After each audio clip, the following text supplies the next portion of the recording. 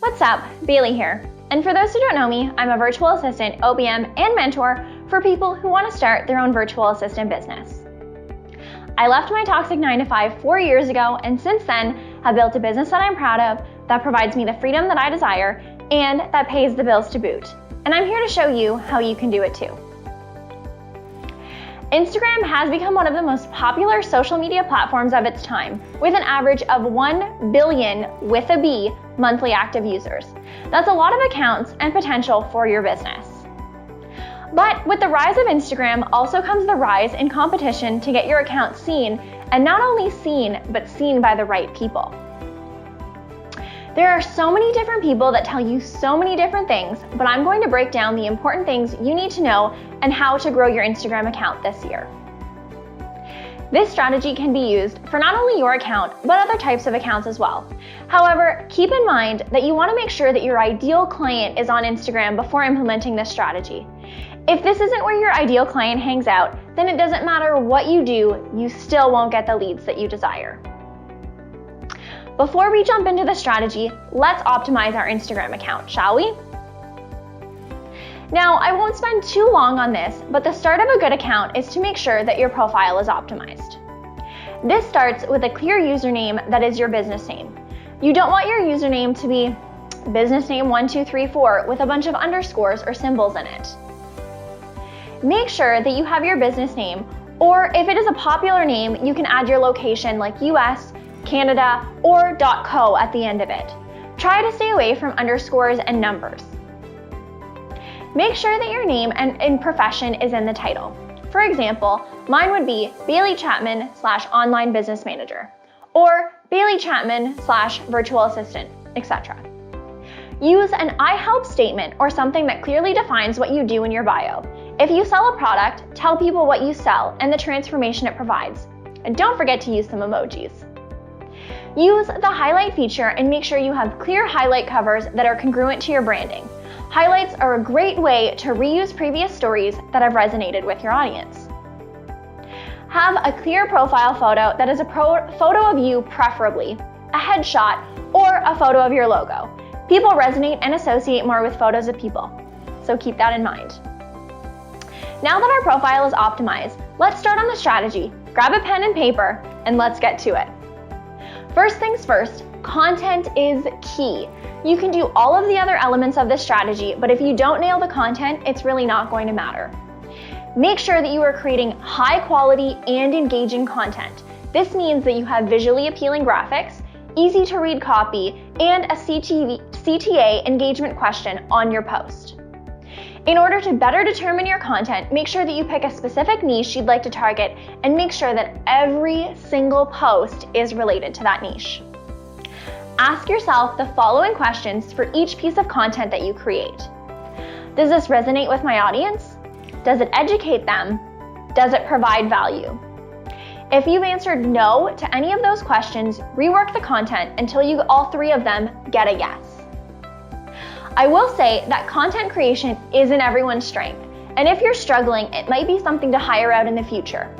I do recommend that you first get familiar with content creation before passing it off, because there might be times when you have to do it yourself. In addition, find target accounts in your niche that are nailing it on Instagram, and ask yourself, what are they doing well? How can you top their popular posts? How can you make a post more engaging? How can you make the post better?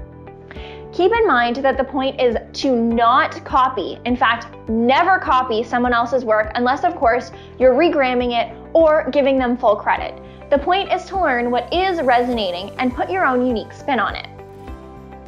Some great pillars of content are infographics because they're informative and visually appealing, and reels that you create that can be mini lessons on something important.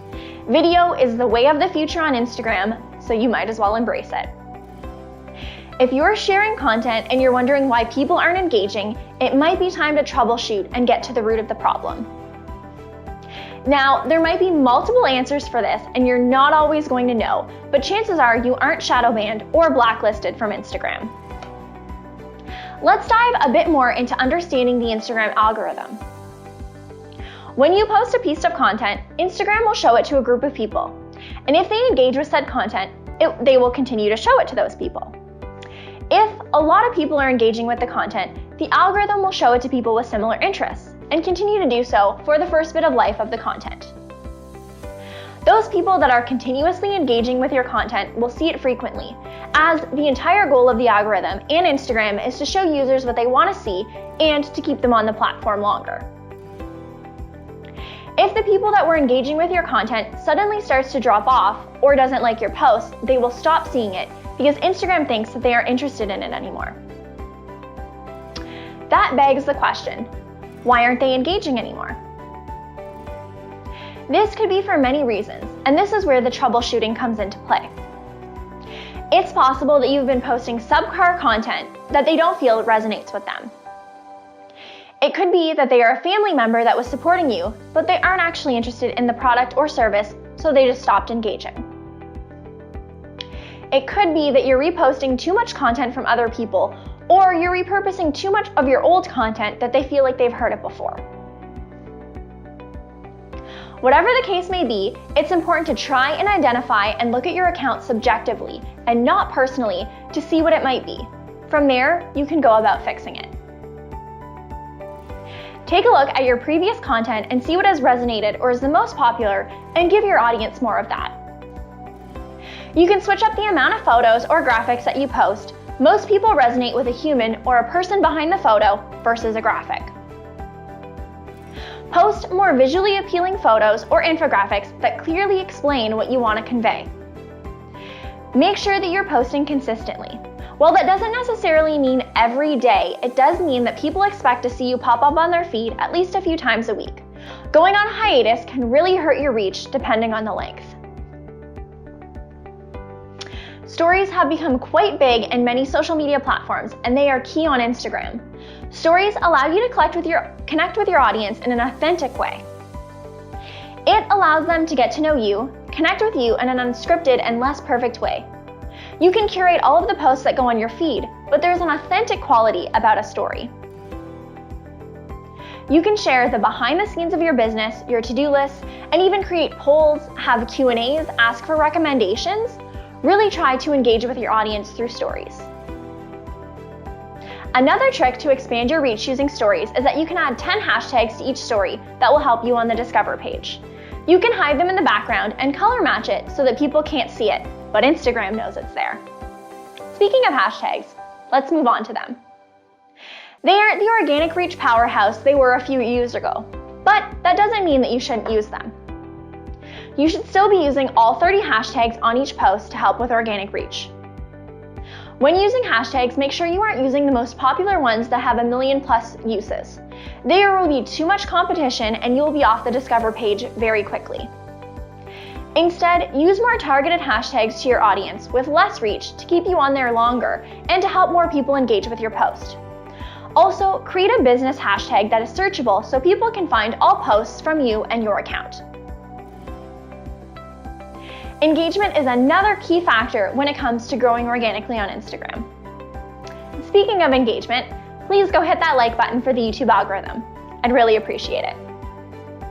Make sure that you're responding to questions and comments that people are posting on your feeds in a prompt manner. You should also be reaching out to your ideal client and answering pending questions, offering support, or being a cheerleader for them. Make sure that the engagement is coming from a genuine place. Don't just add in some emojis and call it a day.